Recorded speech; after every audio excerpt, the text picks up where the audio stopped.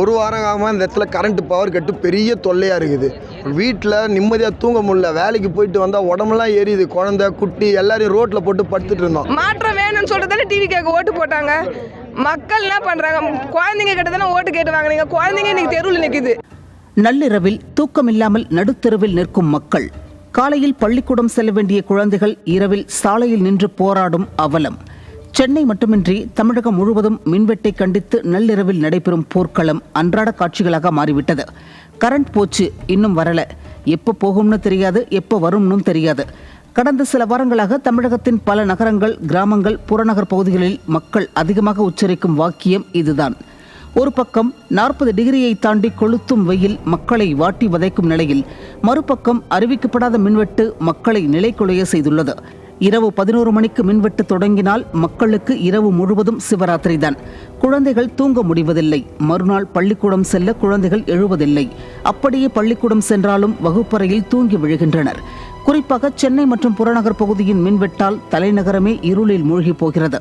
அழுத்தம் தாங்காமல் டிரான்ஸ்பாரம் வெடித்து சிதறுவதால் எந்த நேரம் என்ன நடக்குமோ என்ற அச்சத்தில் மக்கள் வாழ்கின்றனர்.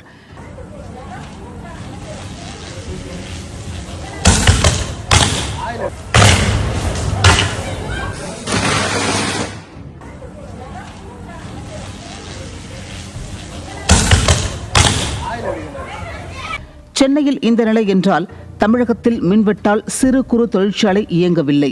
மின்வெட்டால் விவசாய மோட்டார் நின்றதால் பயிர்கள் கருகி பாலைவனமாக மாறி வருகிறது. ஆட்சிக்கு வந்த ஒரு மாதத்தில் இத்தனை கொடுமையா என சமூக ஊடகங்களில் மக்கள் கேள்வி எழுப்ப தொடங்கியுள்ளனர்.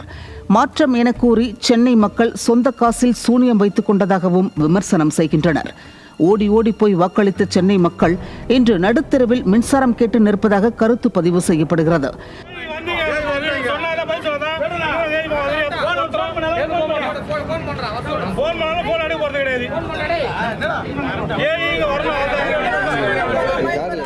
இந்த விமர்சனம் ஒரு பக்கம் உண்மையாக இருந்தாலும் கூட சென்னையில் 7 அமைச்சர்கள், புறநகரில் 2 பேர் சேர்த்து மொத்தம் 9 அமைச்சர்கள் இருந்தும் மக்கள் மின்சாரம் கேட்டு நடுத்தெருவில் நிற்கின்றனர். முதலமைச்சரின் பெரம்பூர் தொகுதியில் கடந்த 10 நாட்களாக மின்வெட்டினால் மக்கள் சொல்லொன்னா துயரத்தில் உள்ளனர். இத்தனை அமைச்சர்கள் இருந்தும் போராட்டம் நடத்தும் மக்களை சந்தித்து ஆறுதல் சொல்லக்கூட யாரும் வருவதில்லை. பதில் சொல்ல வேண்டிய இடத்தில் இருக்கும் மின்சாரத்துறை அமைச்சர் மின்வெட்டை சரி செய்வதை விட்டுவிட்டு ஆரம்பத்தில் கருப்பாடு இருக்கு என்றார். சிறிது நாட்கள் கழித்து கடந்த திமுக ஆட்சியை குறை கூறினார். தற்போது யாரோ இரவோடு இரவாக வந்து மெயினை ஆஃப் செய்வதோடு ஃபியூஸ் கேரியரை திருடிச் செல்வதாகவும் கூறுகிறார். அமைச்சரின் சிறுபிள்ளைத்தனமான பதிலை கேட்டு மக்கள் ஆத்திரத்தில் உள்ளனர். கோடை காலத்தில் மின் தேவை அதிகரிப்பது இயல்பு. ஏப்ரல் மாதத்தில் மட்டும் 18 நாட்கள் 20,000 மெகாவாட்டை தாண்டிய மின் தேவை பதிவாகியுள்ளது. மின் தேவை அதிகரிப்பது புதிதல்ல. ஒவ்வொரு ஆண்டும் கோடை வரும் என்பது தெரியும். புதிய தொழிற்சாலைகள் வருவது தெரியும். மின்சார வாகனங்கள் அதிகரிப்பது தெரியும். வீடுகளில் ஏசி பயன்பாடு பல மடங்கு உயர்வது தெரியும். அப்படி இருக்க எதிர்கால தேவைக்கேற்ப மின் உற்பத்தி, மின் கொள்முதல், சேமிப்பு வசதிகள், துணை மின் நிலையங்கள் போன்றவற்றில் ஏன் முன்கூட்டியே திட்டமிடல் இல்லை என்பதுதான் மக்கள் இப்போது கேட்கும் கேள்வி. டிரான்ஸ்பார்மர் பழுது, உள்ளூர் கோளாறு, கம்பி அருந்தது, பராமரிப்பு பணி என்று விளக்கம் தரும் மின்சார வாரியத்திற்கு மக்கள் கேட்கும் கேள்வி ஒன்றுதான். தமிழகம் முழுவதும் ஒரே நேரத்தில் இத்தனை கோளாறுகள் ஏன் என்பதுதான் அது. மின்சாரம் என்பது வெறும் ஒரு வசதி அல்ல, அது ஒரு மாநிலத்தின் வளர்ச்சி.